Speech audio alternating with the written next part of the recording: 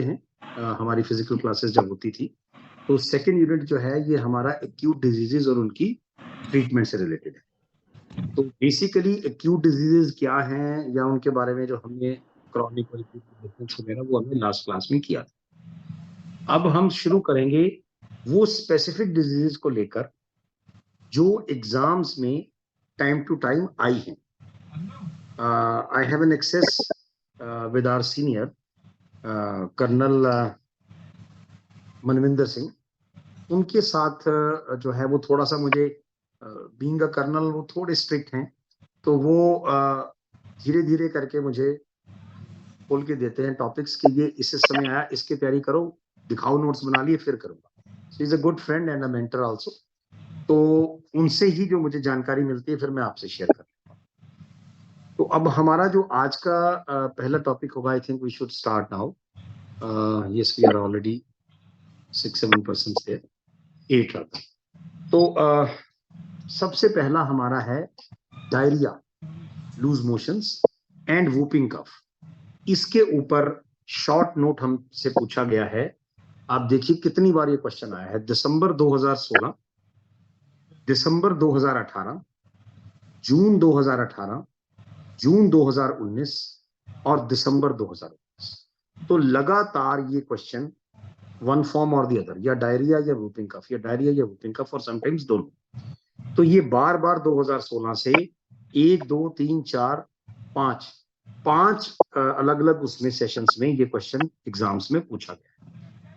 तो मैं क्यों इनको पेपर्स के हिसाब से लेकर चल रहा हूँ, एग्जामिनेशन के हिसाब से, क्योंकि अभी हम लोग ट्राई कर रहे हैं कि हमारा ऑनलाइन ही एग्जाम रहे मैनेजमेंट के साथ। 10 तारीख को आना भी है उन्होंने, जैसे मैंने अपने ग्रुप में डाला था। लेकिन हमें साथ के साथ अपनी तैयारी थोड़ी सी जरूर रखनी है।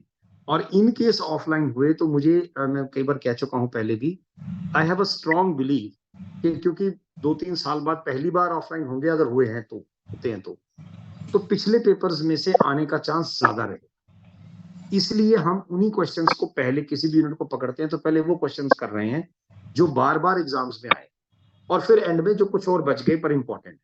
इस तरह से हम किसी यूनिट को लेकर चल रहे हैं। तो फर्स्ट पेपर का second unit, acute diseases and their naturopathic treatment, ये है।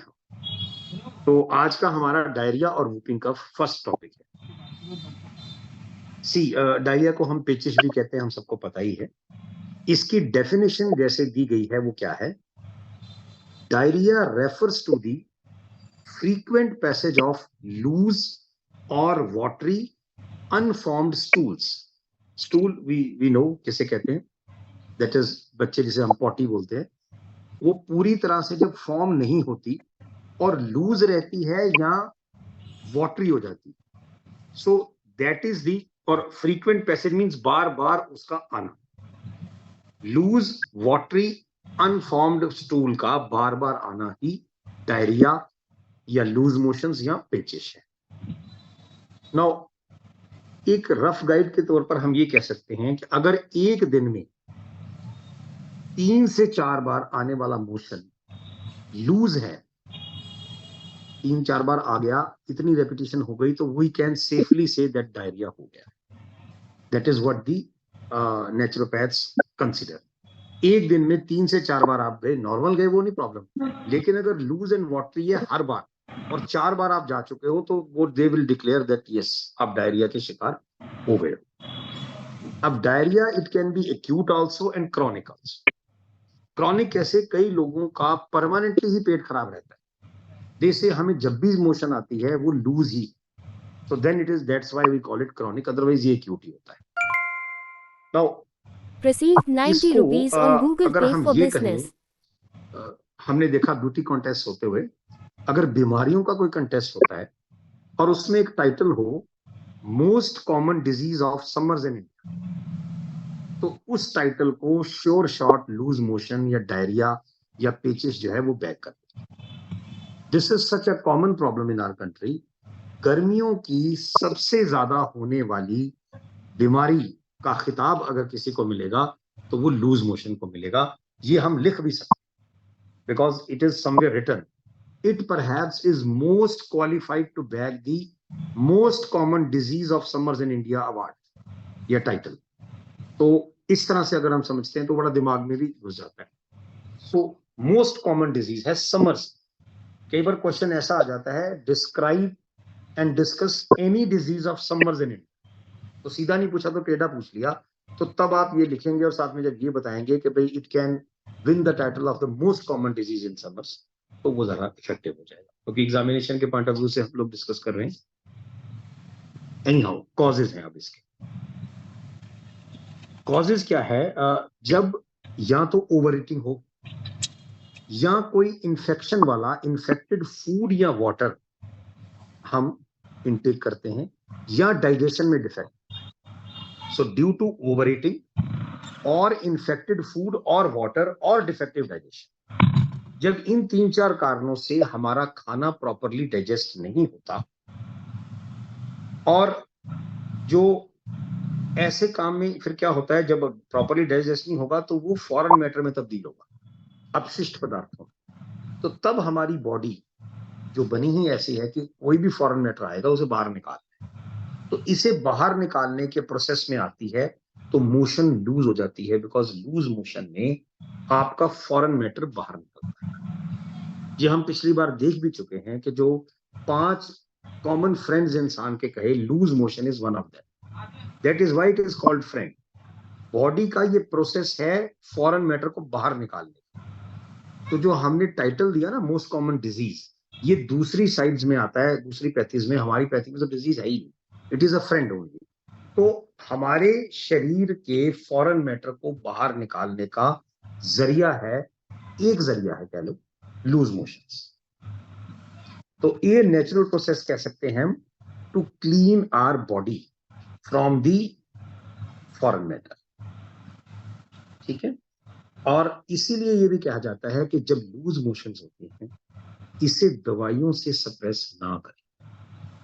अगर क्योंकि मेडिसिन का मतलब क्या है, सिम्टम को रोक। लूज मोशन तो वो रोक देगी, लेकिन क्या अभी हमने देखा फॉरेन मैटर बाहर निकलना था, आपने रोक दिया, अंदर ही रह गया।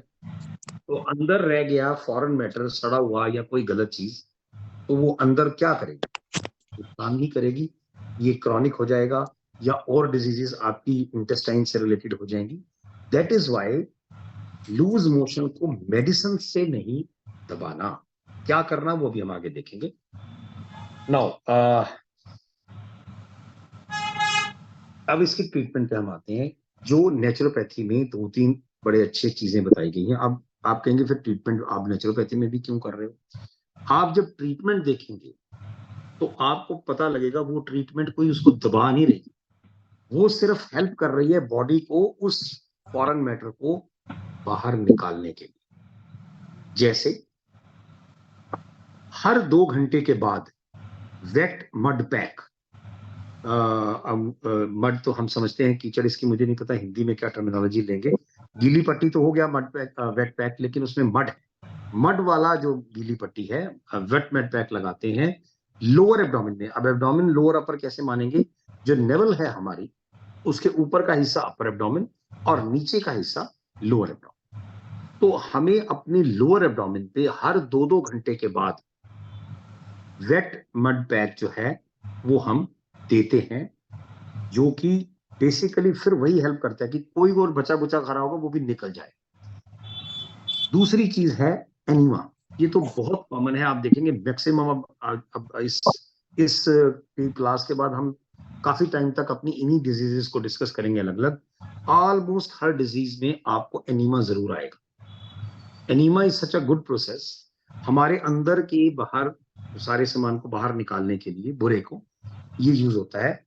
यहाँ लूज मोशंस में बटर मिल्क का एनीमा होता है, butter milk mixed with cold water. जब हम कोल्ड वाटर यूज करते हैं तो इसका मतलब ये नहीं है कि बर्फ वाला पानी, जो नॉर्मल पानी टैप में आता है उसे कोल्ड वाटर नेचुरोपैथी, तो जो गर्म नहीं हुआ वो कोल्ड है। इट डजंट मीन कि फ्रिज से निकालकर अपने वो यूज करते हैं। तो नॉर्मल टॉप वाटर जिसको कोल्ड वाटर कहते हैं, मिक्स्ड विद बटर मिल्क, छाछ, इसका एनीमा लेना। तो आप देखिए, आप हम इमेजिन भी कर सकते हैं, जब छाछ वाला एनीमा जाएगा अंदर, तो अंदर से जो भी कुछ आपका फॉरेन मैटर था, पदार्थ था, उसको साथ लपेट कर बाहर ही ले आए, तो रोक नहीं रहा। लेकिन जब तक अंदर का सामान फॉरेन मैटर रुकेगा नहीं, लूज मोशन नहीं रुकता। तो ये लूज मोशंस का या बॉडी की हेल्प कर रहा है कि ठीक है भाई फॉरेन मैटर निकालना है, लाओ हम भी तुम थोड़ा सा हेल्प कर देते हैं, जल्दी से निकल जाए।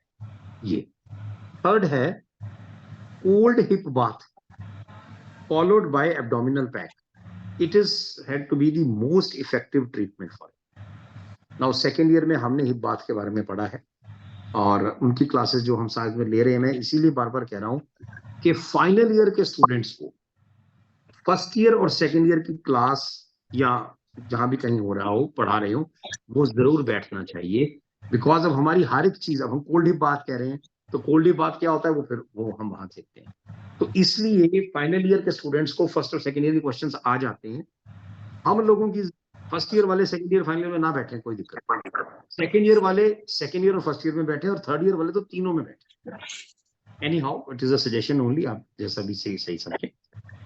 देन ये आ गया हमारा एक ब्रीफ इसके बारे में, what is diarrhoea, loose motion या पेचिश, और इसकी क्या ट्रीटमेंट है। बिकॉज छोटे छोटे से ये शॉर्ट आंसर टाइप आपको 5-5 नंबर के लिए, पर ये बहुत बार आए।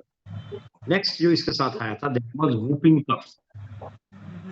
नाउ वूपिंग कफ का जो मेडिकल नेम है दैट इज पर्टुसिस, PERTUSSIS।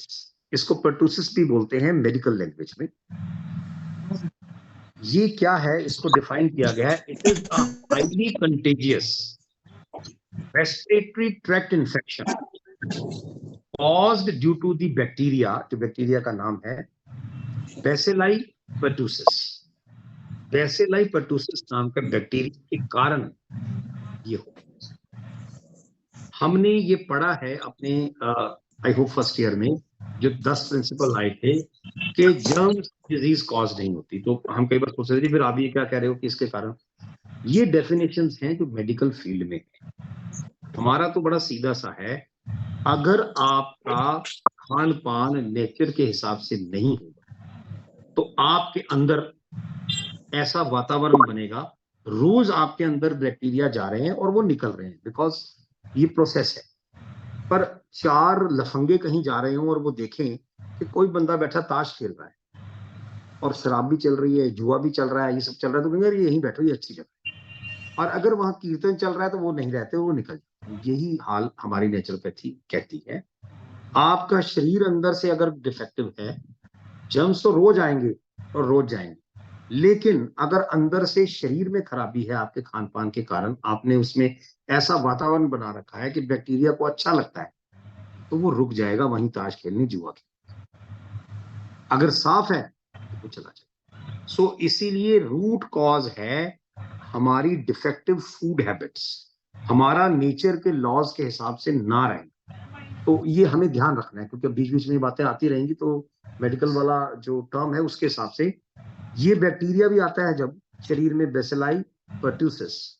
तो ये देखता है कि आपने अंदर बड़ा अच्छा माहौल बना रखा है, डिस्को लगा हुआ है, ताश खेली जा रही है, जुआ चल रहा है, वो रुक जाता है। और अगर वो देखता है भाई कीर्तन चल रहा है, बड़ा साफ सुथरा शरीर है, तो नहीं रुकता। सो इसलिए बैक्टीरिया कॉज नहीं करता, हम कॉज करते हैं। एनी हाउ इमोशनल हो जाते हैं बातें करते करते, आगे चले।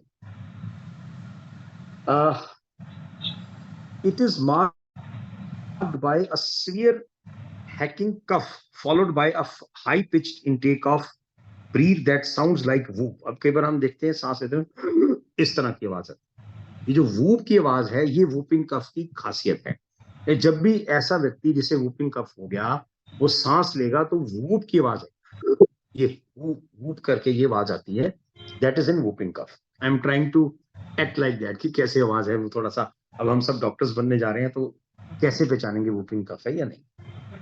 एनी हाउ ये शुरू में तो माइल्ड होती है और कॉमन कोल्ड, रनिंग नोज कई बार हो जाता है, नेजल कंजेशन हो जाती है, माइल्ड फीवर भी हो जाता है, ड्राई कफ होता है, बट धीरे धीरे ये वर्स होती जाती है, फिर ये ज्यादा खराब करती है। नाउ आ गया हमारा भी बात सवाल, it generally occurs due to malnutrition. तो वही बात है, खाने में पौष्टिक चीजें कम है, ऊट पटांग ज्यादा है, तो फिर ये चीजें आती। खास तौर पे बच्चों को, जो नए पैदा बच्चे होते हैं, उनको पैदा होने के 1 साल तक बड़ा डर रहता है वूपिंग कफ होने का। और ये उनमें बड़ी सीवियर होती है। ऐसे कई केसेस देखे गए हैं वूपिंग कफ से। आमतौर पे थोड़ा लोअर क्लास में ये ज्यादा होता है बिकॉज माल्न्यूट्रिशन वही मिलेगा आपको। तो उन बच्चों में डेथ्स भी होती देखी गई हैं। हमें बड़ों को तो वूपिंग कफ सिर्फ एक बीमारी ही लगती है, छोटी मोटी आई चली गई, बट ये जिसे नेचुरोपैथी फ्रेंड कहती है, but it is not a friend for infants. उनके शरीर में इतना स्ट्रेंथ नहीं है, इतनी उनके अंदर पार नहीं है कि उसे फेस कर सकें, इसलिए उन्हें बचाना बड़ा जरूरी होता है। कुछ केसेस में 12 साल तक के बच्चों को भी ये इफेक्ट होते देखा गया, और इसका जो सीधा असर है वो आपके लंग्स पे पड़ता है। तो लंग्स इससे डैमेज होते हैं। अब हम सहन कर सकते हैं, स्ट्रांग बॉडी हो जाती है, लेकिन छोटा बच्चा, उसके लंग्स भी उतने छोटे और उतने ही कमजोर होते हैं। इसलिए वूपिंग कफ से बच्चों को बचाना बड़ा जरूरी था। एनी हाउ, अब आ गया इसकी ट्रीटमेंट का आस्पेक्ट। सबसे पहली चीज है hot and cold fomentation on chest. Now fomentation फिर हमने सेकंड ईयर में पढ़ी है। तो गर्म और ठंडा सेक, लेकिन चेस्ट का मामला है इसलिए बहुत गर्म बहुत ठंडा नहीं होता, और बहुत देर के लिए भी। कारण क्या है, अगर आप उस सेक को देंगे तो जो म्यूकस बन गया है अंदर, बलगम, वो पिघलेगी, बाहर आएगी और अंदर नहीं रहेगी, क्योंकि नेचुरोपैथी का है काम रूट कॉज को हटाना। So hot and cold fermentation. Second is आपको गार्लिक ट्रीटेड मस्टर्ड ऑयल, सरसों के तेल में और लहसुन का थोड़ा सा भूनकर उसको, उसकी मसाज करनी है जेंटली चेस्ट। कारण फिर वही है, वो गर्म होता है, वो उसको थोड़ा सा पिघलाएगा। देन तुलसी का juice, basil juice mixed with honey is also very effective. तो शहद में तुलसी का रस डालकर देने से, चटाने से, बच्चा हो या बड़ा हो, ये बड़ा इफेक्ट करता है। मैं भी खांस रहा हूं, मुझे लगता है इसके बाद मैं भी यही। इन केस अडल्ट्स इफेक्ट होते हैं तो उनके लिए है हॉट फुट बाथ। ये हमने फिर से सेकेंड ईयर में पढ़ा है, जहां हमने हाइड्रोथेरेपी पढ़ी। स्टीम बाथ ये भी उसी का हिस्सा था। जल नीति एंड सूर्य भेदी प्राणायाम, ये हम जब अपना योगा वाला यूनिट रखेंगे तो उसमें चीजें आएंगी। जल नीति करना, सूर्य भेदी प्राणायाम करना, हॉट फुट बाथ लेना और स्टीम बाथ लेना। स्टीम बाथ का तो पर्पज ही सारे पोर्स को खोलना होता है। तो ऐसे समय में वूपिंग कफ के अंदर कफ को बाहर निकालना है, आप बलगम से भी निकलेगी, पसीने से भी निकलेगी, हर चीज से निकलेगी। तो उसके लिए ये steam bath, hot foot bath, जल नीति और सूर्य भेदी प्राणायाम, ये 3-4 चीजें जो बताई। क्या? गरम ठंडा सेक। दूसरा, गार्लिक मिक्स्ड मस्टर्ड ऑयल, सरसों के तेल में लहसुन का छौंक लगाकर, और उसको आपने छाती पर मलना है। तुलसी के जूस को शहद के साथ लेना है। ये बेसिकली बच्चों के लिए था। मेन बड़ों, हालांकि असर बड़ों को भी करता है, पर बड़े और भी कुछ कर सकते हैं। हॉट फुट बात आप छोटे बच्चे को, 1 साल के बच्चे के पैर गर्म पानी में नहीं डूबोगे ना, तो ये बड़ों के लिए। स्टीम बाथ, वो भी बच्चे को नहीं सकते, सांस घुटने की डर लगेगा। जल नीति नहीं कर सकता, सूर्य भेदी प्राणायाम नहीं कर सकता। तो ये 3-4 चीजें वूपिंग कफ को डील करने के लिए है। अब हमारा नेक्स्ट जो टॉपिक है दैट इज, थोड़ा सा टेक्निकल वर्ड्स अब बढ़ते जाएंगे।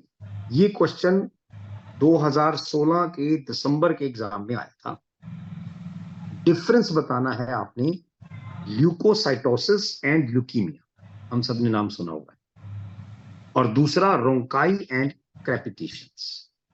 तो ये वर्ड्स थोड़े से हमें से लिखेंगे, लेकिन ये पेपर्स में आए हैं तो इसलिए हमें देख। नाउ ल्यूकोसाइटोसिस और ल्यूकीमिया का डिफरेंस सबसे पहले, जब भी हमारे शरीर में रक्त में सफेद जो कोश, क्या बोलते हैं इसको, मैं थोड़ा सा, मेरी हिंदी इतनी नहीं है, व्हाइट ब्लड सेल्स, सफेद रक्त कोशिकाएं ऐसे कुछ बोलते हैं इसको, ये जब हमारे शरीर में बढ़ जाती हैं नॉर्मल रेंज से, due to the multiple causes, अब ये कॉज फिर मेडिकल वालों के हैं, like fungus, bacteria, infections, traumas और इन्फ्लेमेशंस या rheumatic arthritis, acute stage of gout और इवन ल्यूकीमिया के कारण भी जब भी आपके रक्त में श्वेत रक्त कणिकाएं, व्हाइट ब्लड सेल्स बढ़ जाएंगे तो आप उसको कहते हैं ल्यूकोसाइटोसिस।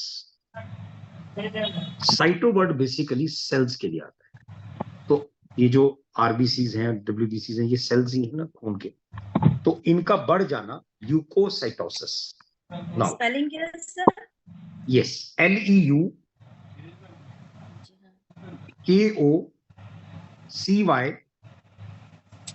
LEUKOCYTOSIS, leukocytosis. सो हम ये कह सकते हैं कि leukocytosis refers to an increase in the number of white blood cells. Reason might be any, malign or benign. Reason कुछ भी हो, व्हाइट ब्लड सेल्स का एक लिमिट से आगे बढ़ जाना ल्यूकोसाइटोसिस को जन्म देता है। हम डिफरेंस कर रहे हैं ना, अब हमने ल्यूकोसाइटोसिस समझ लिया, अब ल्यूकीमिया देखिए। Now on the other hand, what is leukaemia? Leukaemia is the cancer of the white blood cells. Leukocytosis cancer नहीं है, ल्यूकीमिया कैंसर। कब होता है ये? अब ये देखिए, leukaemia is a cancer of the white blood cells when they multiply out of control due to mutations in proteins that control cell growth as such. तो सेल की ग्रोथ को हमें पता है प्रोटीन्स वो करते हैं, तो हम कहते हैं ना excess of everything is bad. ज्यादा प्रोटीन खाना भी कई बार मना किया जाता है, बिकॉज जब ज्यादा प्रोटीन हम खाते हैं तो सेल्स की, व्हाइट ब्लड सेल्स की म्यूटेशन, उनका गुणात्मक वृद्धि हो जाती है। वृद्धि उसमें भी हो रही है ल्यूकोसाइटोसिस में, और इसमें भी डिफरेंस समझने की हम कोशिश करेंगे। ल्यूकोसाइटोसिस में भी व्हाइट ब्लड सेल्स बढ़ेंगे, ल्यूकीमिया में भी। लेकिन ल्यूकीमिया कैंसर है और ये मल्टीप्लाई करते हैं, आउट ऑफ कंट्रोल हो जाते हैं। वो तो थोड़ा सा भी बढ़ा तो ल्यूकोसाइटोसिस हो गया, लेकिन ये तो ऐसे बढ़ेंगे कि बस रुकते ही नहीं, क्योंकि कैंसर आपको पता है वो प्रोग्रेसिव है, वो ग्रोथ उसकी बहुत तेजी से होती है।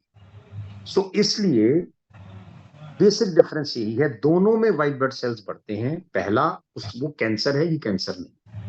इसमें ये बढ़ते हैं, उसमें ये कई गुना ज्यादा आउट ऑफ कंट्रोल, इनका बढ़ना हमारे कंट्रोल से, नियंत्रण से बाहर चला जाता है।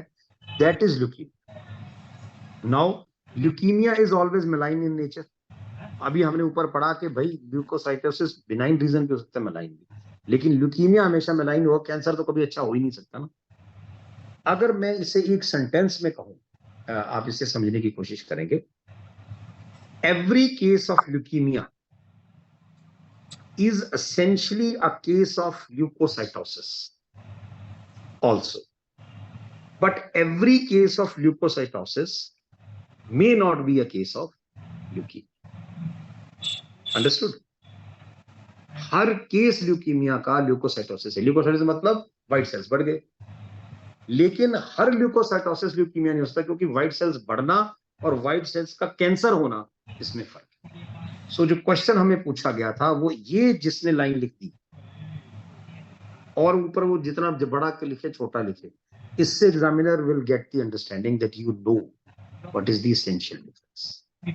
हर ल्यूकीमिया ल्यूकोसाइटोसिस है, हर ल्यूकोसाइटोसिस ल्यूकीमिया नहीं। फिर आप चाहे इसको शुरू से शुरू कर दें, हम आंसर कैसे भी दें, अगर हम ये पहले ऊपर लिख देते हैं टैग लाइन बनाकर, और फिर देन वी से leukocytosis means increase of white blood cells, malign or benign, and leukemia means cancer when they multiply out of control. This is the difference. So I hope मैं थोड़ा सा simplify कर पाया इस चीज को। अगला आ गया रोंकाई वर्सेस क्रेपिटेशंस। नाउ मैं स्पेलिंग बता दूं, RHONCHI। अब ऐसे बोलने में तो रॉन्ची लगेगा, जैसे बच्चे कहते थे रॉन्ची ना पीटो, लेकिन ये रोंकाई डिजीज है। सो क्रेपिटेशंस, तो क्रेपिटेशंस है CREPITATIONS। फाइनल ईयर में आ गए हैं, डॉक्टर बनने जा रहे हैं, तो अब ऐसी ऐसी टेक्निकल चीजें हमें थोड़ी सी ज्यादा डालनी पड़ेगी। सो रोंकाई एंड क्रेपिटेशन, अब इसका बड़ा सबल डिफरेंस है, वो भी हम देखेंगे क्या है। रोंकाई को हम कहते हैं ये भी एक नाम से बुलाते हैं लार्ज एयरवे साउंड्स। रोंकाई और large airway sounds are continuous gurgling और bubbling sounds typically heard during both inhalation and exhalation. इसकी खासियत क्या हुई, सांस लेते हुए भी और छोड़ते हुए भी। आप शुद्ध देसी हिंदी में बोले, खरड़ खरड़ की आवाज आती है ना बलगम की, जिसको गरारे करते हैं तो उसमें जैसी आवाज आती है, या बबल्स अगर बुल बुल बुल बारिश आती है तो उसमें बबल्स की आवाज होती है, टिप टिप टिप सी। तो वैसी बबलिंग साउंड आपका सांस लेते हुए और सांस छोड़ते हुए आता है रोंकाई। अब ये क्यों होता है? It is caused by mucus secretions in the trachea और ब्रोंकाई। यहां थोड़ा सा मुझे लगता है कि ये मुझे एक्सप्लेन करना चाहिए, क्योंकि ट्रैकिया और ब्रोंकाई में भी फर्क है। हमने शुरू में पढ़ा इसको लार्ज एयरवे साउंड्स के। तो जो आपका ट्रैकिया है, अगर आप उसकी देखेंगे कहीं पिक्चर, तो जैसे जैसे वो नीचे जाती है ट्रैकिया, सांस की नाली, वो धीरे धीरे धीरे धीरे आपकी पतली होती जाती है। सो लार्ज एयरवे साउंड्स मतलब ऊपर की। तो आप देखें, पहले तो ये होती है आपकी ट्रैकिया। ट्रैकिया जब थोड़ी नीचे आती है, थोड़ी पतली होती है, तो वो ब्रोंकाई हो जाती है। देन उससे फिर और पतली पतली डंडियां होती है, इसको ब्रोंकियोल्स कहते हैं। और फिर उससे भी नीचे एल्वेलाइज होते हैं, वो बिल्कुल छोटे छोटे गुब्बारे होते हैं। इस तरह का स्ट्रक्चर है हमारी सांस के। तो क्यों लार्ज एयरवे साउंड कहा जाता है? ऊपर की दो, यानी कि ट्रैकिया और ब्रोंकाई में, इसलिए जो सिक्रेशन होती है म्यूकस की, उसके कारण ये होता है, नीचे वाली में नहीं। अब नीचे वाली का फिर आगे आएगा। ये डिफरेंस है जो एग्जामिनर को आपने बताना है कि ये लार्ज एयरवे साउंड्स है। ऊपर की जो हमारी सांस की नाली है, जिसका ट्रैकिया वाला पार्ट, और फिर थोड़ा सा उससे नीचे आए तो ब्रोंकाई वाला पार्ट, इसमें म्यूकस की सिक्रेशन है। नाउ ये लो पिच साउंड्स होते हैं। मतलब मैंने खरड़ खरड़ बोला तो इतनी जोर से खरड़ नहीं होगा, हल्का हल्का। आपने शायद कई बार देखा होगा, हमने कई लोगों को देखा ऐसा, सांस में बलगम की आवाज आती, क्रोड क्रोड की जैसे टाइप। तो इसको कई बार ये भी कहते हैं कि it is very similar to the combination of snoring and wheezing. Snoring मतलब खराटे, और वीजिंग मतलब उसमें सीटी जैसी आवाज। उस दोनों का मिक्सचर इसके अंदर रोंकाई में होता है। नाउ ये जब एक व्यक्ति सांस ले रहा है तो ये छोड़ने में भी लेने में भी दोनों टाइम होता है, लेकिन जैसे ही वो खांसता है ये बंद हो जाता है, थोड़ी देर फिर से शुरू हो जाता है। कारण क्या है? आपकी वो जो सांस की नाली है उसके ऊपर वो सिक्रेशन आ गई म्यूकस की, आपने खांसा, वो भी इधर उधर हो गई, फिर वो आवाज आनी बंद हो गई। फिर से वो करके, क्योंकि बलगम है तो वो दीवारों से तैर तैर के फिर उसके ऊपर आके सांस की नाली पे आ जाती है। तो सांस आप लेते हो, उस होल से जब वो सांस गुजरेगी जिसके ऊपर म्यूकस आ गया, तो वो फिर उसको बुलबुले जैसी आवाज देगी। और खांसा आपने, खांसने में भी आपकी सांस की नली से जोर से सांस निकलता है, तो वो साइड पे हो जाता है। आप एक पाइप में फूंक मारे तो उसके दूसरी तरफ का पानी इधर उधर हो जाएगा। It is just like that. Anyhow rhonchi हो गया। अब आप देखें crepitations. Now crepitations on the other hand are abnormal breath sounds. इनको क्रैकल्स कहते हैं, क्रैकल्स जैसी आवाज, कट कट की आवाज। Heard on auscultation. What is auscultation? ये मैंने पिछली शुरू के पहले यूनिट की क्लास में बताया था, जब स्टेथोस्कोप के बारे में हमने पढ़ा। Auscultation means hearing something with your stethoscope.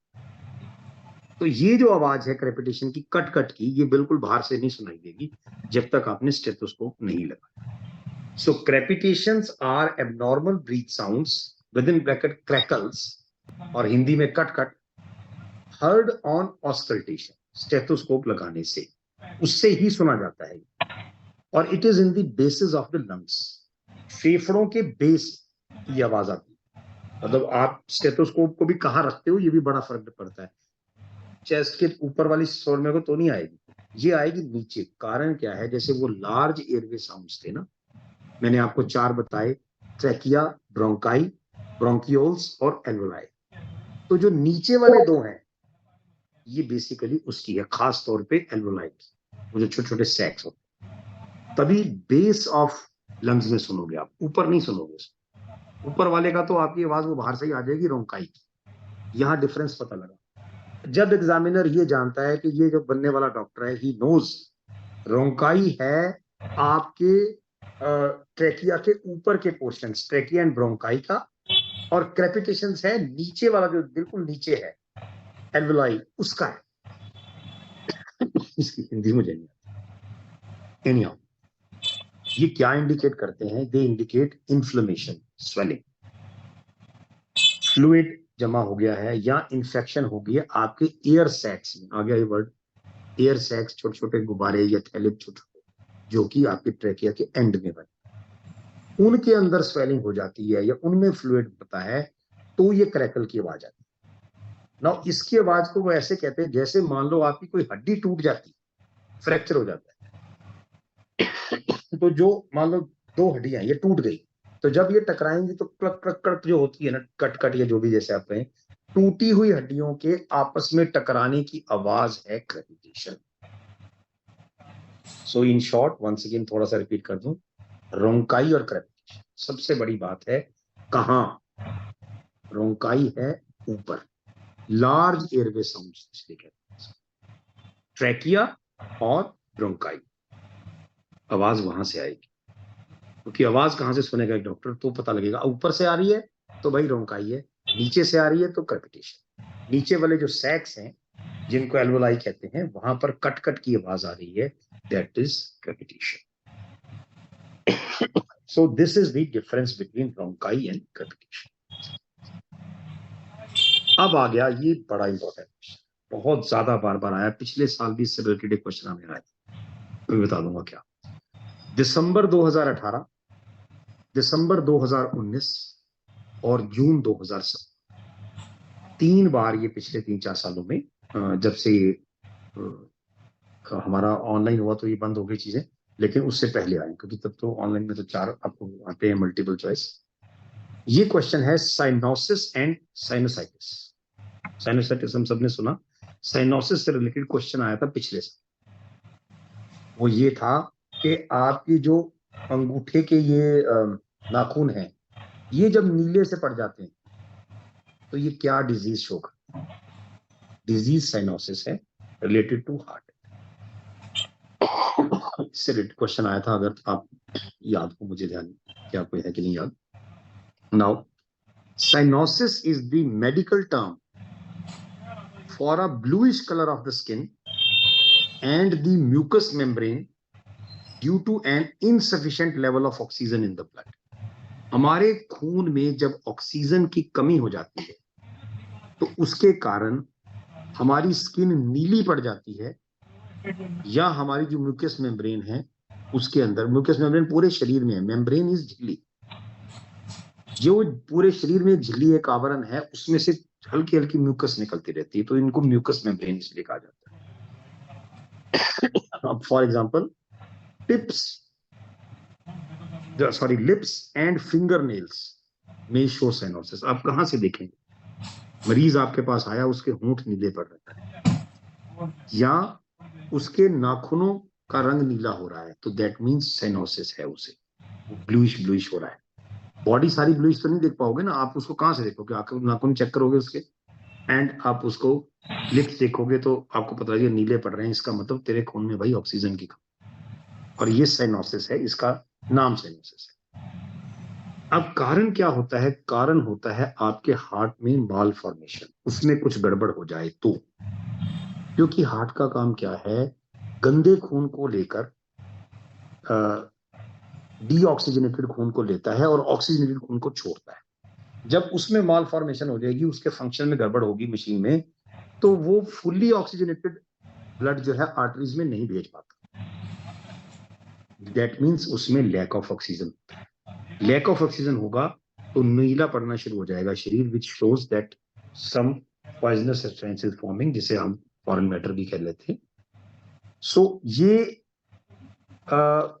आप ये कह सकते हैं कि लंग इन्फेक्शन भी जहां हो जाती है और लंग का फंक्शन कहीं कॉम्प्रोमाइज होता है, तो ये बेसिकली लंग से ही पंप होकर जाएगा ब्लड, और हार्ट से आपको शुद्ध होकर मिलेगा। तो ये दोनों चीजों का माल फॉर्मेशन हो जाता है, हार्ट का हो जाए या लंग्स का हो जाए। तो उसी हिसाब से लंग अगर प्रॉपरली नहीं भेजेगा उसको तो वो फिर ऑक्सीजनेट होके नहीं आएगा।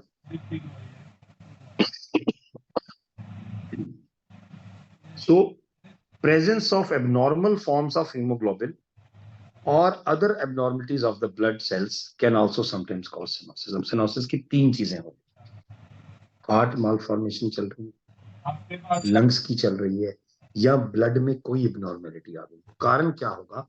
ऑक्सीजन की कमी। शुद्ध खून नहीं मिलेगा, शरीर नीला पड़ेगा। तो देख कहां से सकेंगे? नाखून से या होठों के नीलेपन से। तो क्वेश्चन जो बार बार आया है, मेरे को लगता है शायद पता नहीं 2 सालों में तो सेकंड और फाइनली में तो ये बार बार ही आया मैंने देखा।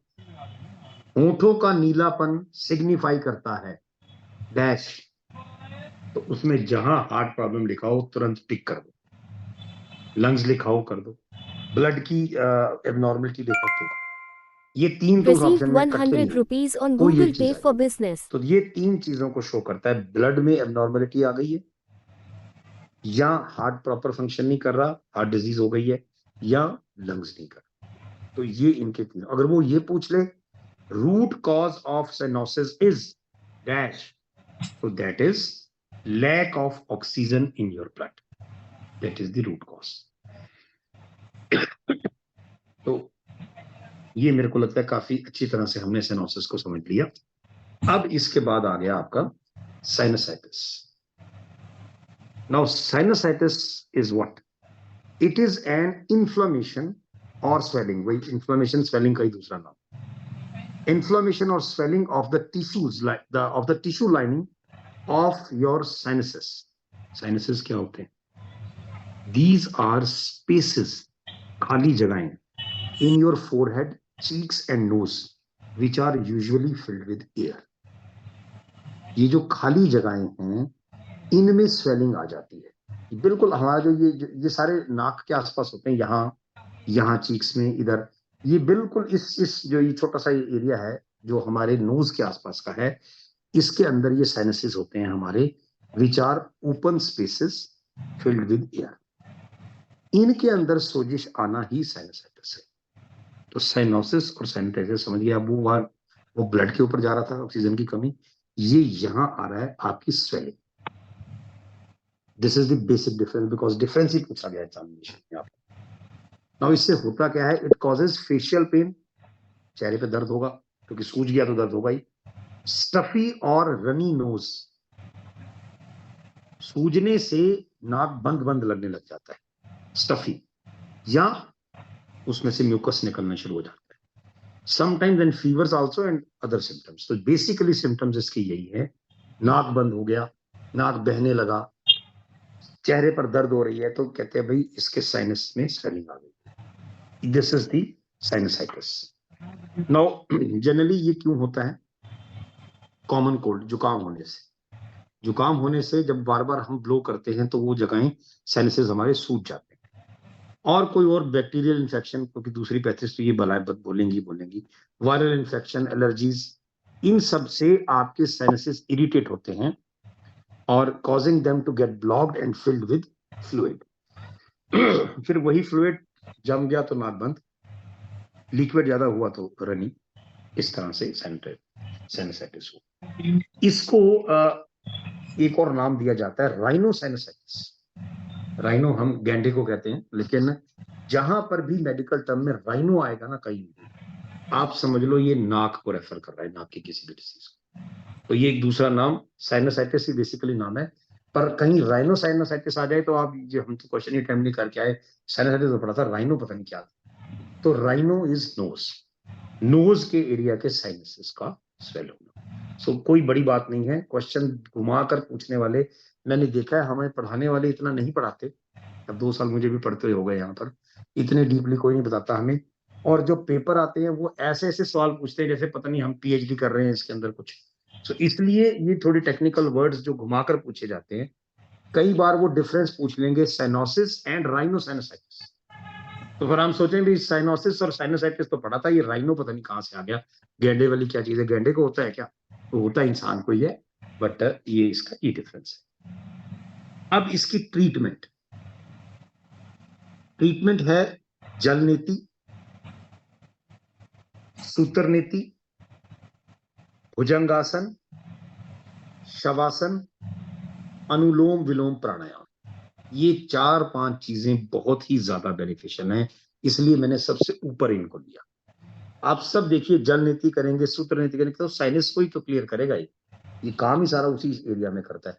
भुजंगासन में भी आप अपने सर को पीछे की तरफ ले जाते हैं, तो ये बेसिकली उसके अंदर भरे हुए फ्लूइड को हटाना है। Then steam on your face for 15 minutes every day, steam से भी आपके साइनसेस खुलेंगे। सो एक सेकंड, मेरा यहाँ लाइट चली गई है और एसी बंद होने से गर्मी होगी, मैं पंखा चलाऊंगा।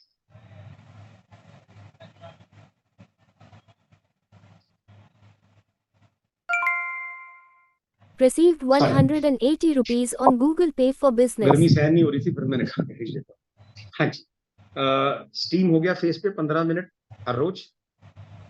Then nose and forehead should be given fomentation sake and cold pack alternatively। हमारे यहाँ हर चीज गर्म ठंडा इकट्ठा कर, तो कोल्ड पैक और फोमेंटेशन को अल्टरनेटिवली 15 से 20 मिनट ट्वाइस अ डे आपने देना है अपने नोज और फोरहेड पे, क्योंकि वहीं पर ही साइनसेस हैं।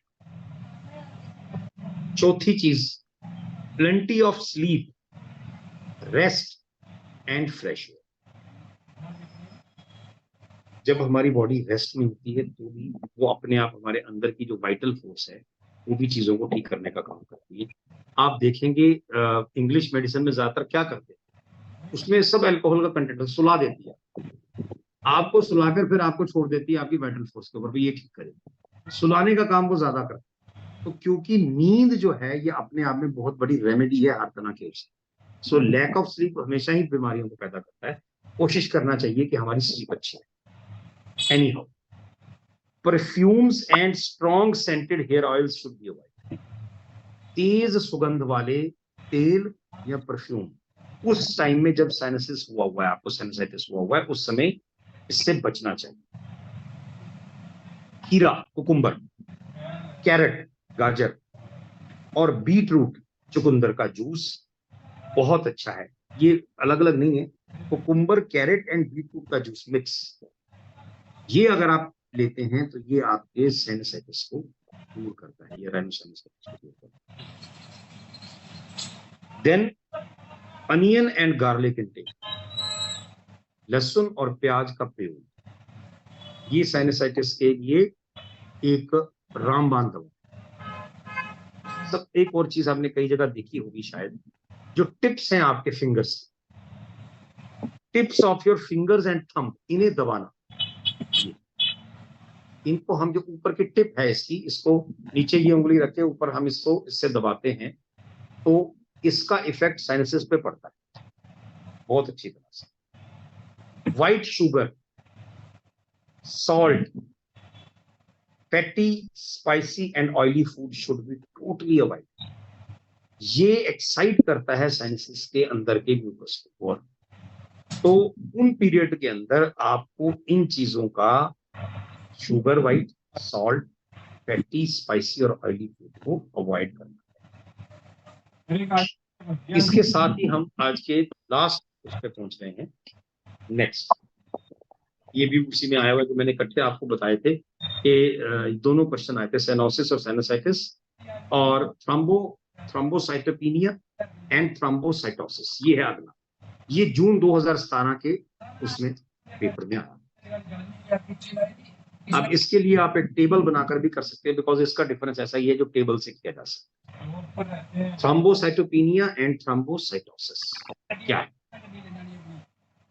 सबसे पहले हम, अब जब मैं बात करूंगा पहला उसका और फिर उसका, पहला थ्रोम्बोसाइटोपेनिया का होगा, दूसरा थ्रोम्बोसाइटोसिस। तो सबसे पहली बात, दोनों ही प्लेटलेट के डिसऑर्डर्स,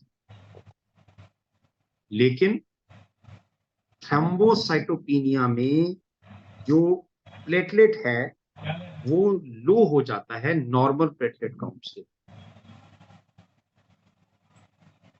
और थ्रोम्बोसाइटोसिस में बढ़ जाता है normal count. So cytopenia is decrease in the platelet count from the normal range, and thrombocytosis is increase in the number of platelets. Now, cytopenia, thrombocytopenia, it is caused by certain disorders and conditions like alcohol use disorder. ज्यादा शराब पीने वालों को ये disorder हो जाता है जिसमें प्लेटलेट्स उनके नॉर्मल रेंज से कम जाते हैं। ऑटो इम्यून डिसऑर्डर्स, इम्यूनिटी से रिलेटेड डिसऑर्डर हो, बोन मैरो डिसीजेस, या कई बार कैंसर की जब ट्रीटमेंट में आपको कीमोथेरेपी देते हैं, कीमोथेरेपी का एक साइड इफेक्ट ये भी होता है कि प्लेटलेट्स बड़े नीचे आ जाते हैं। So cancer treatment like chemotherapy and radiation, radiation भी कई बार उसमें दी जाती है। उनके एक नेगेटिव एस्पेक्ट ये है कि उसके सेल को तो मारेंगे चलो कैंसर के, लेकिन प्लेटलेट्स को भी कम करेंगे। एनलार्ज्ड स्प्लीन, स्प्लीन किसी की जब बढ़ जाती है तो भी उसके प्लेटलेट का काउंट कम होता है। Exposure to toxic chemicals like arsenic, benzene, pesticides etcetera. खेतों में काम करने वाले लोग वो मुंह ढकते हैं, इसीलिए पेस्टिसाइड का असर प्लेटलेट्स पे होता है। तो ऐसे केमिकल्स जो टॉक्सिक हैं वो उसको कम। Medications used to treat bacterial infections, वो कौन सी मेडिसिन हैं? सीधे सीधे एंटीबायोटिक्स। एंटीबायोटिक्स का ज्यादा प्रयोग प्लेटलेट्स को कम करता है। फिर आ गया जो हार्ट की प्रॉब्लम के लिए मेडिसिन दी जाती है, वो भी प्लेटलेट इफेक्ट डालती है। And last is viruses like HIV, hepatitis C etcetera, ये इसको करते हैं और ये कभी इनहेरिट नहीं होता, ये बहुत रेयरली ये इनहेरिट होता है, ये इनहेरिटेड डिजीज नहीं है थ्रोम्बोसाइटोपेनिया। अब आप आ जाओ thrombocytosis. It is primarily caused by gene mutations. तो जीन कहां से आते हैं? पेरेंट्स। सो ये जो है आपकी इनहेरिटेड हो सकती है, बहुत नहीं, वो नहीं। तो आपकी बॉडी के प्लेटलेट काउंट्स होना कम होना, थ्रोम्बोसाइटोपेनिया, आप मान लो नीली है कि कभी ये इनहेरिट करोगे, लेकिन वो इनहेरिट करोगे क्योंकि वो तो जीन की म्यूटेशन। ये बेसिक डिफरेंस आ गया। अच्छा, और क्यों होती है? एक्यूट ब्लीडिंग हो जाए आपकी अगर, या ब्लड लॉस हो जाए किसी भी कारण से, तो नेचुरली ब्लड लॉस होगा तो प्लेटलेट्स तो अपने आप ही उसके अंदर जो है वो डिसऑर्डर करेंगी। अच्छा, अब दूसरी बात आ गई, इन्फेक्शन, कैंसर, आयरन डेफिशिएंसी, और एक रिमूवल ऑफ स्प्लीन। स्प्लीन हट गई तो प्लेटलेट्स बहुत ज्यादा बढ़ गए, स्प्लीन एनलार्ज हो गई तो कम हो गई। तो थ्रोम्बोसाइटोपेनिया में एनलार्ज स्प्लीन एक कारण था। थ्रोम्बोसाइटोसिस में स्प्लीन को रिमूव कर देना, किसी कारण से भी डैमेज हो गई है या नहीं है, इन्फेक्टेड है ज्यादा, तो डॉक्टर्स ये एडवाइस कर रहे हैं कि आपकी स्प्लीन हम रिमूव कर देते हैं। तो रिमूव करते ही इसका असर इनके ऊपर पड़ेगा, बढ़ जाए। देन इंफ्लेमेटरी डिजीज, सोजिश वाली, जैसे कि रूमेटॉइड आर्थराइटिस या सर्जरी या किसी भी तरह का ट्रॉमा होता है, तो उसमें भी थ्रोम्बोसाइटोसिस होने का डर रहता है। सिम्टम्स थ्रोम्बोसाइटोपेनिया की क्या है? Nose bleeding. अब कारण क्या? आप देखिए प्लेटलेट्स का काम क्या है, ये फिर वही बात है, सेकेंड ईयर फर्स्ट ईयर पढ़ते हैं तो पता लगता है। जो हमारे शरीर में क्लॉटिंग होती है, आपको चोट लगी, खून रिश्ता अपने आप बंद हो जाता है, जम जाता है, वो किस लिए होता है? प्लेटलेट्स से। अब प्लेटलेट्स आपके कम होंगे तो क्या होगा? खून पतला होगा, पतला होगा तो क्या होगा? ये आगे सिम्टम्स, नोज ब्लीडिंग, पतला खून निकलेगा ना बाहर, दौड़ेगा, तो नोज ब्लीडिंग हो जाए, गम्स में से ब्लीडिंग हो जाए, ब्लड में ब्लीडिंग हो, यूरिन में ब्लीडिंग हो, वॉमिट में ब्लीडिंग हो, या लेडीज में मेंस्ट्रुअल पीरियड्स में बहुत हैवी मेंस्ट्रुएशन हो, ब्लड निकलना है ना, पतला हो गया खून निकलेगा, या रेक्टल ब्लीडिंग, रेक्टम में से ब्लीडिंग। ये सारी चीजें ब्लीडिंग होना कारण प्लेटलेट्स का कम होने का मतलब है कि जो थिकनिंग इफेक्ट है आपके ब्लड का, क्लॉटिंग वाला, वो फंक्शन खत्म हो। क्लॉट नहीं होगा, क्लॉट हो जाएगा ज्यादा तो भी क्लॉटिंग खराब होती है, और नहीं होना तो भी खराब। एक नॉर्मल फंक्शन है कि जब थोड़ी सी ब्लीडिंग होती है 2-4-5 मिनट में खून जम जाता है। खून नहीं जमेगा, पतला हो जाएगा। पतला होगा तो वो नाक के रास्ते से निकले, स्टूल के रास्ते से निकले, कहीं वॉमिटिंग में निकले, कहीं से भी निकले तो वो निकलेगा। अब उसमें दूसरे में क्या है, थ्रोम्बोसाइटोसिस में हेडेक, क्योंकि अब आपकी थिकनिंग बढ़ गई, डिजीनेस, नींदी की अवस्था, बार बार नींद आने लग जाए, चेस्ट में पेन, वीकनेस, और खास तौर पे नंबनेस और tightening of the heads and हाथ पैर जो सुन्न हो जाते हैं बार बार, कई लोग थोड़ी सी देर में हाथ पैर सुन्न हो जाते हैं, तो वो सुन्न तभी होते हैं जब प्लेटलेट्स आपके बढ़ रहे हैं। तो दीज आर बेसिकली, मैंने आपको 3-4 बताए, ये अगर हम डिफरेंसेस दे देते हैं वहां तो ये क्वेश्चन सॉल्व हो गया। Difference between thrombocytopenia and thrombocytosis. हमने रिकॉर्ड टाइम में 5 मिनट पहले ही अपनी टॉपिक सारे पूरे कर लिए। अब क्वेश्चंस अगर या किसी तरह का कोई वो है तो, जितनी मुझे समझ है, बिकॉज मैं बेसिकली डॉक्टर नहीं हूँ लेकिन पढ़ा है सबको, तो जितना समझता हूँ उसके हिसाब से आपका क्वेश्चन मेरे लेवल से ऊपर का हुआ तो शायद मुझे जवाब नहीं आएगा, वो आप में से कोई डॉक्टर बता सकता है, but otherwise I try to answer. अगर कोई भी क्वेश्चन इन टॉपिक्स पे जो हमने अभी डिस्कस, किसी भी तरह का अगर कोई क्वेश्चन है तो बताइए।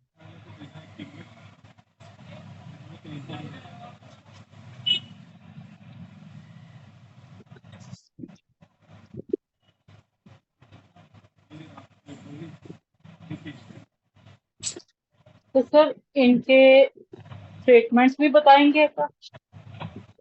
नहीं थर्मोसाइटोपेनिया लगा था आपको, ऐसा है, देर आर सर्टन टॉपिक्स जो सिर्फ हमें डिफरेंसेस पूछे जाते हैं, बिकॉज क्या है, कंफ्यूजिंग है।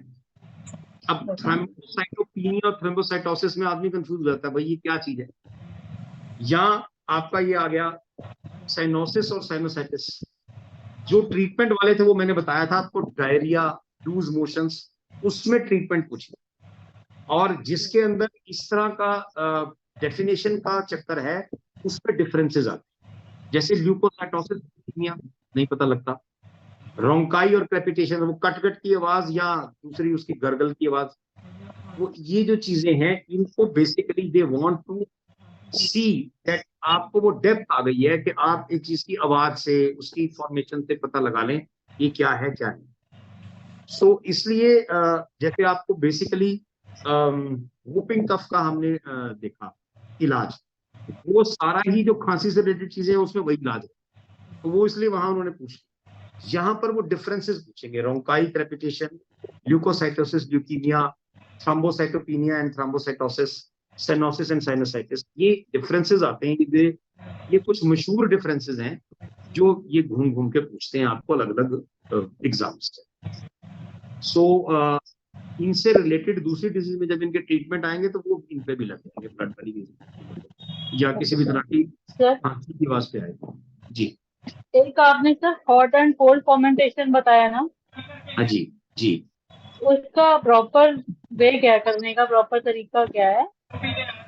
ये अल्टरनेटिवली लिया जाता है। आप हमेशा देखेंगे जो गर्म है वो कम होगा और ठंडा ज्यादा होगा, यानी कि आप ये लगा लें जैसे 2 मिनट 5 या 1 मिनट 3, तो 1 मिनट गर्म होगा, 3 मिनट ठंडा, 2 मिनट गर्म होगा, 5 मिनट ठंडा। ठीक है, आप अपने एक्सपीरियंस से या उसके क्या कहते हैं लेवल ऑफ डिजीज से कितनी गहरी है या क्या है उसके हिसाब से ज्यादा या कम करते हैं, लेकिन दोनों की रेशो जो है वो गर्म की कम है, ठंडे की ज्यादा, इस तरह का। ये बेसिकली हमारे सेकेंड ईयर में काफी डिटेल में आता है, और जब इसका अगर क्लासेस हमारी यूं ही चलती रही तो उसमें वो भी डिस्कस होगा सेकेंड ईयर वाला। मैं तभी सब फाइनल ईयर वाला को कहता हूँ, सेकेंड ईयर वाला जब हम लेते हैं तो हमें अपने ये वाले कंसेप्ट बड़े अच्छी तरह समझ आए।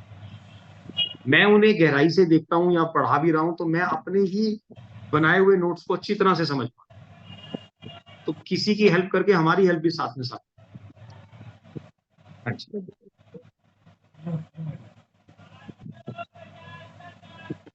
Thank you. आई होप शायद वो सवाल नहीं है, या अभी 1 मिनट और रुक जाए। अभी 9 बजने में 1 मिनट, तो 1 मिनट वो और कोई चीज दिमाग में आई है उसको लेकर।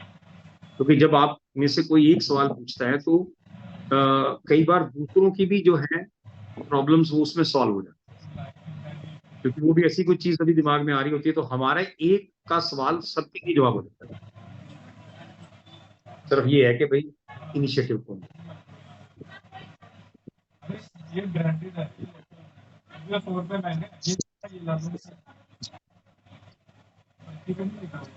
मुझे लग रहा है कि मैं आज शायद इतनी तेजी से नहीं चलाऊंगा, क्योंकि हमारे जो क्या कहूँ मैं ऑर्गेनाइजर है ना सरजीत मैम, ये थोड़ा सा मेरे कहते स्पीड को जरा स्लो रखा, तो मैंने कोशिश की है कि मैं स्पीड स्लो। हाँ, एक बात अच्छी कर लेता हूँ, अगर कोई सवाल रह गया हो तो ठीक है, उसके बाद काम करेंगे। सर ये लास्ट टॉपिक जो आपने बताया इसको रिपीट कर लोगे एक बार नेक्स्ट सेशन में? लास्ट टॉपिक मींस ये थ्रोम्बोसाइटोपेनिया एंड थ्रोम्बोसाइटोसिस। हाँ जी, बिल्कुल जी, क्लास ही आपकी लगाई हुई तो मुझे लगानी होती है, तो मैं आपकी तो बात वैसे ही नहीं टाल सकता, जरूर रिपीट करता। तो मैं यहीं पर इसको फोल्ड कर दूंगा। मैं आज हमने जो ये डिफरेंसेस देखे ना, थ्रोम्बोसाइटोपेनिया, थ्रोम्बोसाइटोसिस, साइनोसाइटिस, साइनोसिस, ऐसे ही अगर आप ये सोचें कि भाई ये जो ऑर्गेनाइज कर रहे हैं सरबजीत मैम और जसमीत सिंह जी, इनके अंदर भी एक डिफरेंस है। अब डिफरेंस करने आए हैं तो मैं ये भी बता दूं, मैं थ्योरी के साथ ज्यादा क्योंकि पढ़ना पढ़ाना मेरा काम है, और प्रैक्टिकल एस्पेक्ट के साथ सरबजीत मैम बड़े क्लियर। इनके पास एक बार मैं गया था, मेरी एक जूनियर साथ थी, उससे और मुझे बहुत ज्यादा खांसी हुई थी, हमारा गला बड़ा खराब। तो इन्होंने हमें थोड़े से बादाम, थोड़ी सी मिश्री और काली मिर्च का ऐसा कुछ बनाकर दिया, वो हमने खाया और गला ऐसे ठीक हो गया, मोर देन 80%। तो प्रैक्टिकल एस्पेक्ट मैं नहीं कर पाता, बिकॉज मेरा काम बीइंग अ लॉयर, मैंने केस लड़ना, पर क्योंकि ये डेली अपना ऑफलाइन ऑनलाइन क्लासेस भी लेते हैं, योग के शिक्षक तो नहीं है, और ये टोटके जो दादी नानी के टोटके होते थे, ये सरजीत मैम को बड़े अच्छी तरह से। तो प्रैक्टिकल एस्पेक्ट इनका अच्छा है, थ्योरी मेरी ठीक ठीक से। तो ये thank you sir. Light note पर मैं मेरे ख्याल से बंद करता हूँ। एक्चुअली मुझे ना एक ही दिन में मतलब ठीक होना होता है, अगर खांसी जुकाम होता भी है हमें, मतलब कि कोई ऐसी डिजीज आ भी जाती है, तो मुझे लगता है कि जल्दी से जल्दी ठीक होना, तो फिर ऐसा थोड़ा सा करना। हाँ, तो आपने अच्छा इलाज किया था, मैं तो कह ही रहा हूँ। एक क्लास मैम आप भी ले लेना फिर। हाँ जी, एक क्लास मैम भी ले लेंगी ऐसे छोटे छोटे टोटके की। हाँ, ये तो इनको कहना चाहिए, बिल्कुल, वो बड़े अच्छे, इनके टोटके बड़े अच्छे हो। रूटीन की जो प्रॉब्लम्स होती हैं तो उसमें हाँ, थोड़ा हेल्प करेंगे ये चीजें थोड़ा। बिल्कुल बिल्कुल बिल्कुल। इनके परिवार से थोड़ी सी जानकारी हो गई है, इनके हस्बैंड के साथ मेरी अच्छी उठ बैठा है अब तो इसलिए कई बार हमारा इनके यहाँ जाना होता है। तो मेरी एक जूनियर को एक बार धर्म गिर जाती है, उसकी प्रॉब्लम, ये 2 मिनट उसको साइड पर लेकर गए, मुझे नहीं पता क्योंकि ट्रेड सीक्रेट था इनका, या बीइंग अ फीमेल शायद मुझे अलग रखा होगा, वो फीमेल थी, तो पता नहीं क्या करके आए उसके साथ, और उसकी धर्म ठीक है। तो ऐसी ऐसी चीजें इनको बड़ी अच्छी आती। मैम हमें भी बता दो उपाय। ये कहेंगे इसके लिए, ये कहेंगे कि ऐसा है कि बेदी सर को हटाओ, अलग से मुझसे पूछो, मुझे नहीं ना बताना चाहिए। एक्स्ट्रा क्लास लेंगे ना जी, फिर उसमें बताएंगे ऑफलाइन हाँ, क्लास। वैसे ये बड़ी अच्छी सजेशन आई है मैम आपके लिए, कि आप एक ना प्रैक्टिकल एस्पेक्ट्स की भी जो चीजें आपको कुछ पता है इन चीजों को लेकर, जो बड़ी इफेक्टिव रही हैं, आपने कई बार किसी का किया मेरे जैसों का इलाज, तो आप ये चीजें का भी एक क्लास जरूर लें, कभी भी जब आपको सही लगे। उस दिन मैं चुप बैठा। एक्चुअली मतलब ये छोटी छोटी चीजें होती हैं, हम मेडिसिन वगैरह यूज नहीं करते, ये एलोपैथिक मेडिसिन मैं यूज नहीं करती ज्यादा, मोस्टली मतलब यूज होती नहीं घर में, सिर्फ ये जो हमारे किचन में ही होता है सब कुछ, उसी को यूज करके हम ठीक हो जाते हैं। मतलब कि ऐसा मेरा मानना है। वो जो आपकी जूनियर थी उसको भी मैंने आज का बताया था कि ऐसा कर लेना, उनको गला काफी खराब था, उसको भी मैंने बताया था। तो आज वो ट्रीटमेंट अपना करेंगे, फिर देखते हैं रिजल्ट कैसा आता है कल। जी जी जी। तो मेरा ख्याल से विद दिस, क्योंकि कल की मेरी सुबह 6:55 की ट्रेन है और आगे फिर फ्लाइट है, कर्नाटका जा रहा हूँ मैं, मेरी है 11 की वापसी। तो नेक्स्ट क्लास फिर उसके बाद का जो मैं इसमें डाल दूंगा क्या टॉपिक होगा, आप लोग थोड़ा पढ़ के आना चाहेंगे तो और भी अच्छा है। मकसद सिर्फ यही है कि जब भी ये लोग हमारी क्लासेस लें, अब हम मिट्टी के माथों बन के नहीं बैठेंगे, हमें चीजों का बेसिक ज्ञान होगा, तो क्लास जब हमसे अटेंड होगी हम 4 बार उनको पूछ भी पाए। मुझे तो आप मेरा अपना क्लासमेट होने के नाते छोड़ देते, बख्श देते, ज्यादा मुझे ग्रिल नहीं करते, टीचर को ग्रिल करेंगे हम सब। ठीक है जी, good night, thank you. Thank you Good sir. Sir ये वाली क्लास रिकॉर्ड हुई है।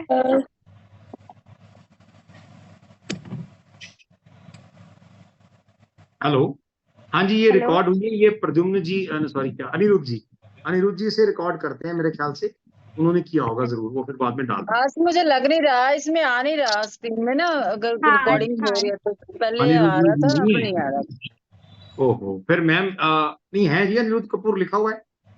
नहीं, रिकॉर्डिंग का पता नहीं, अब देखते हैं आ रहा है या मेरी नहीं। कल वाली क्लास में भी ऐसा नहीं आया था। अच्छा, हाँ, और अनिरुद्ध जी बड़े स्मार्ट हैं, वो ये कह रहे थे कि मैं सारी क्लासेस जो रिकॉर्ड इसलिए कर रहा हूँ जब अगले।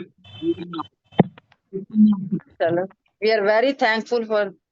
Thank you. Yes, okay, yes. Bye bye. Thank you, thank you. Thank you, ma'am. Sir.